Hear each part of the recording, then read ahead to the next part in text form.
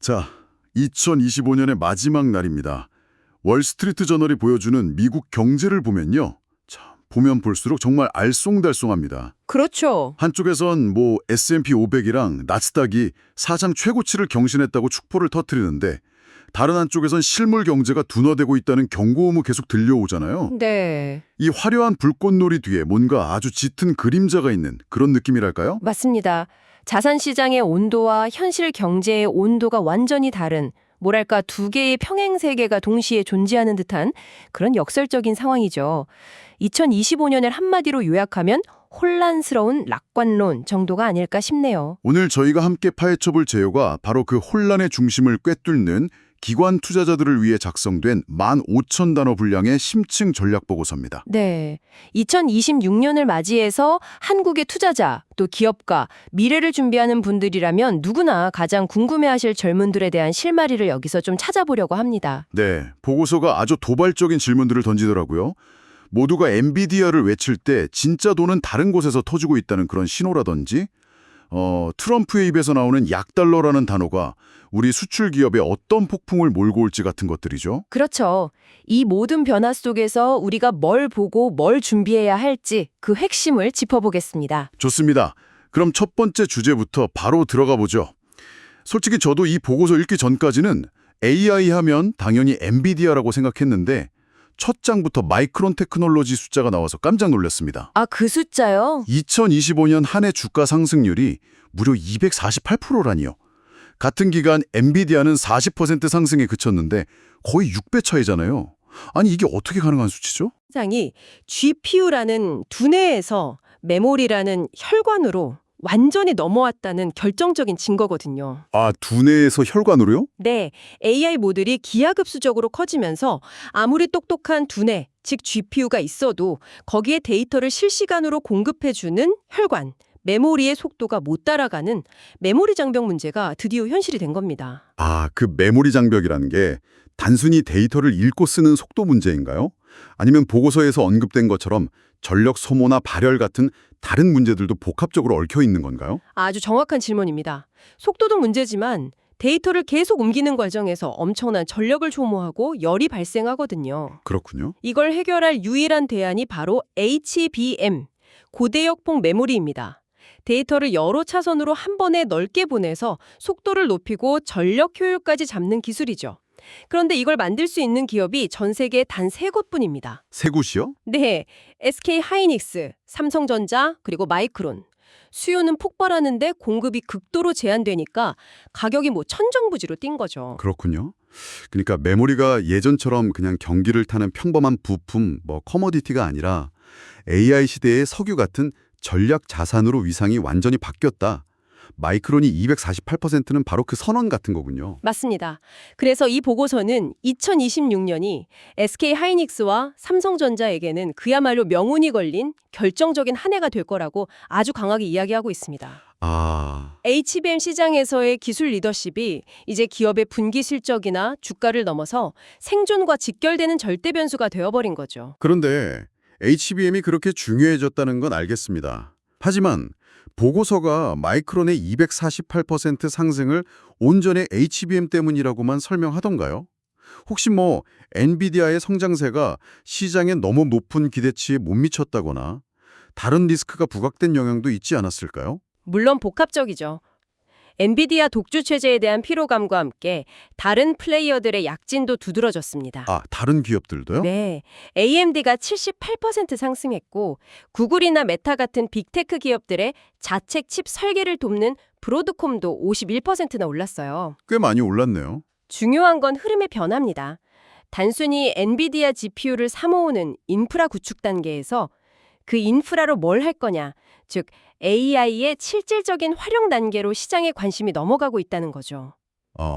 CRAA나 국방부의 AI 분석 솔루션을 제공하는 팔란티어 주가가 139%나 급등한 게 바로 그 증거입니다. AI로 진짜 돈을 버는 기업을 찾아 나섰다는 거네요.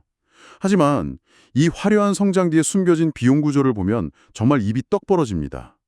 보고서에 나온 비상장 기업 오픈 AI의 사례는 정말 충격적이었는데 네, 그 부분은 정말 직원 1인당 주식 보상 비용이 평균 150만 달러, 우리 돈으로 약 21억 원이라고요. 21억 원입니다. 한 명당이요. 저도 이 숫자를 보고 제 눈을 의심했습니다. 이게 2004년 구글이 상장할 때와 비교하면 무려 34배나 높은 수준이거든요. 34배요? 네. 2000년대 닷컴 버블 때와는 차원이 다른 이야기죠. 이 천문학적인 현금 소진이 의미하는 건 명확합니다. 2020년에는 이 비용을 감당하기 위해 대규모 자금 조달이나 IPO를 서두를 수밖에 없다는 겁니다. 결국 시장이 칼 같은 질문을 던지기 시작하겠군요. 그렇죠. 그래서 그 비싼 AI 서비스로 이 어마어마한 비용을 감당하고도 이익을 낼 수 있습니까? 하고 말이죠. 바로 그 지점입니다. 2026년 AI 시장의 가장 큰 화두는 성장에서 수익성 증명으로 넘어갈 겁니다. 꿈을 팔던 시대가 끝나고 숫자를 보여줘야 하는 시대가 오는 거죠. AI 기업들의 수익성 증명이 2026년의 큰 화두라는 말씀이시군요. 그런데 이 AI 경쟁이 단순히 칩이나 소프트웨어 같은 디지털 영역에만 머무는 게 아니라는 점이 보고서에서 정말 흥미로웠습니다. 네, 저도 그 부분을 가장 인상 깊게 읽었습니다. 이게 엉뚱하게도 건설 장비 같은 현실 세계의 문제로 번지던데요. AI가 굴착기 회사 주가를 끌어올리는 상상도 못했던 연결고리죠. 2025년의 또 다른 이변이 바로 건설 중장비 업체 캐터필러의 부상입니다. 주가가 62%나 올랐는데 이건 건설 경기가 좋아서가 아니었어요. 아니었죠. 전력망에 데이터 센터를 연결하려면 몇 년씩 기다려야 하니까 기다리다 지친 빅테크 기업들이 아예 자체 발전소를 짓기 시작한 겁니다. 그때 캐터필러의 가스 발전기 주문이 폭주한 거죠. 보고서에 나온 유타주 사례는 거의 영화 같았습니다. 한 데이터 센터가 쓰는 전력이 주 전체 소비량의 4분의 1에 달할 것으로 예상되니까 그걸 감당하기 위해 캐터필러 발전기를 700대 이상 주문했다는 거잖아요. 700대요. 이건 그냥 에피소드가 아니라 구조적인 변화의 시작입니다.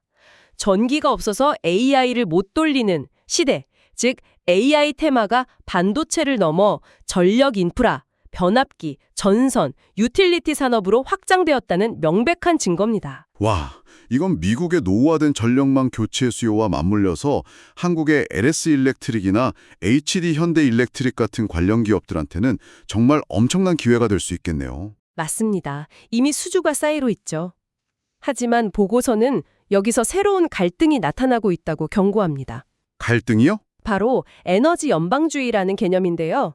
트럼프 행정부는 AI 패권과 국가 안보를 위해 연방정부 차원에서 전력망을 통제하고 싶어 합니다.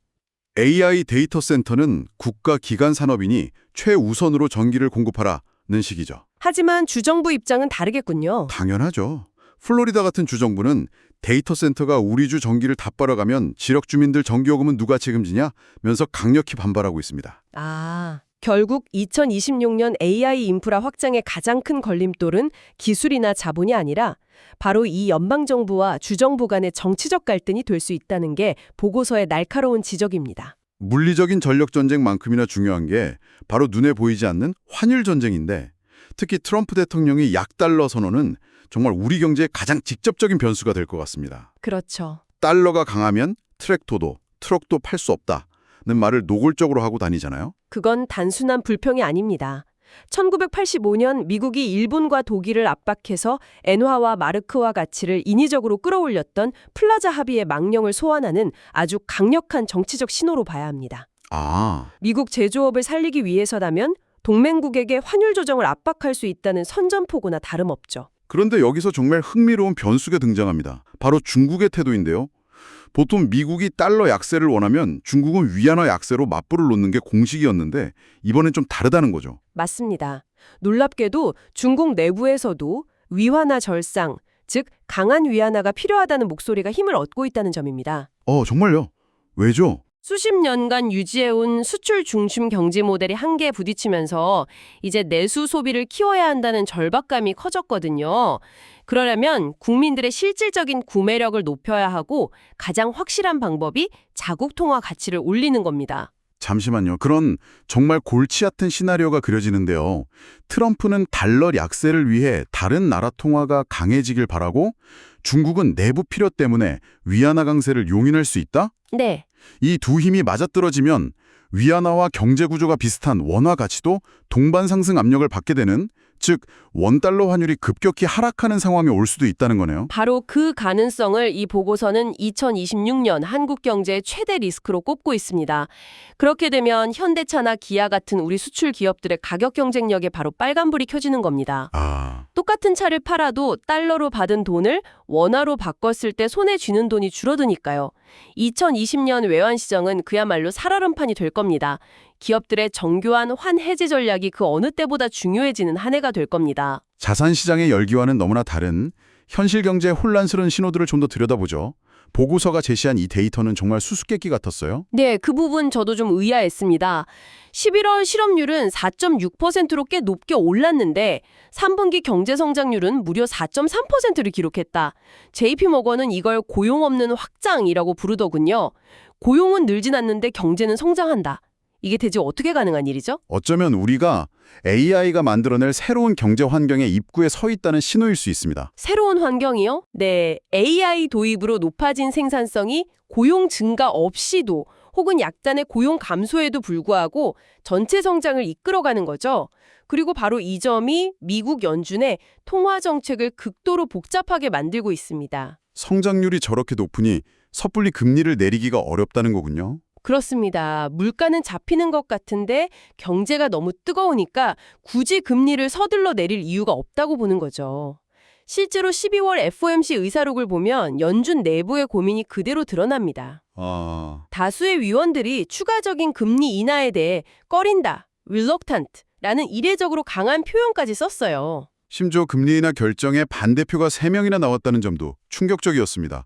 의견이 완전히 갈렸다는 거잖아요. 맞습니다. 3명의 반대 의견이 제각각 동결, 더 큰 폭의 인하 등으로 극명하게 갈렸다는 건 연준조차도 앞으로의 경제 경로에 대해 확신이 없다는 걸 보여줍니다. 그렇군요. 이건 우리에게 고금리 장기화 시나리오가 여전히 살아있다는 강력한 경고등입니다.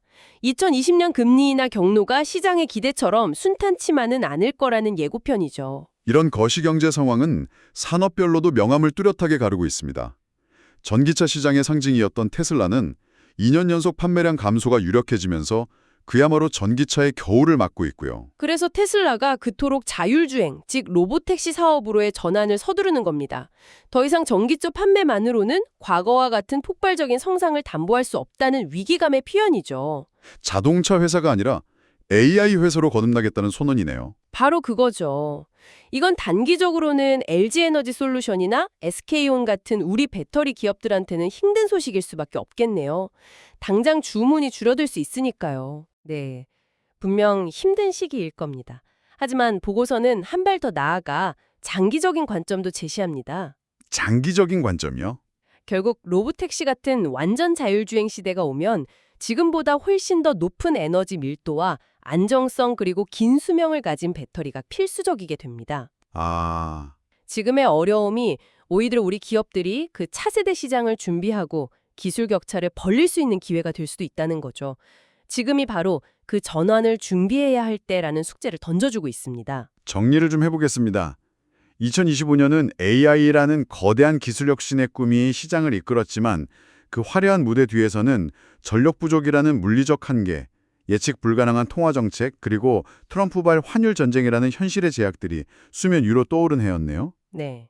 그리고 2026년은 이 거대한 성장 동력과 현실의 제약이 정면으로 충돌하는 한 학기일 것 같고요. 정확한 요약입니다. 기술의 꿈과 현실의 벽이 부딪히는 그 지점에서 새로운 균형점을 찾아가는 과정, 그것이 2026년 시장의 모습일 겁니다. 그렇다면 이 거대한 파도 속에서 특히 한국의 투자자와 기업들은 어떤 구체적인 전략을 세워야 할까요? 이 보고서가 제시하는 핵심 제언들을 알기 쉽게 정리해 주시죠. 네, 3가지로 요약할 수 있습니다. 첫째, AI 투자의 시야를 넓혀야 합니다. 이제 엔비디아만 보는 시대는 지났습니다. 마이크론이 증명했듯이 메모리 반도체의 슈퍼사이클이 이제 시작됐다는 점에 주목해야 합니다. 즉 삼성전자와 SK하이닉스 그리고 그 소부장 협력사들로 이어지는 밸류체인에 대한 비중을 진지하게 고민해야 합니다. 동시에 캐터필러 사례에서 보듯 AI 성장의 숨은 공로자인 전력 인프라 관련 기업들의 가치를 재평가할 필요가 있습니다. AI의 범위를 반도체 칩에서 메모리와 전력으로 확장해서 보라는 말씀이군요. 두 번째 제언은 무엇인가요? 둘째, 트럼프발 약달러 시나리오에 반드시 대비해야 합니다. 보고서는 이걸 2026년 최대의 지정학적 리스크로 꼽고 있습니다. 최대 리스크요? 네. 원달러 환율이 지금보다 상당폭 하락할 가능성을 항상 열어두고 특히 수출 비중이 높은 기업들은 이익을 지키기 위한 환 해지 전략을 지금 당장 전면적으로 재점검해야 합니다. 환율 변동성에 그대로 노출되는 건 정말 위험한 전략입니다. 마지막 세 번째는 우리가 늘 마주하는 문제이면서도 간과하기 쉬운 리스크군요. 그렇습니다. 셋째, 지정학적 리스크, 특히 에너지 리스크를 관리해야 합니다. 보고서에서 짧게 언급됐지만 베네수엘라나 중동발 에너지 공급 충격은 언제든 유가를 자극할 수 있습니다. 그렇죠. 에너지의 90% 이상을 수입에 의존하는 한국으로서는 매우 민감한 문제죠.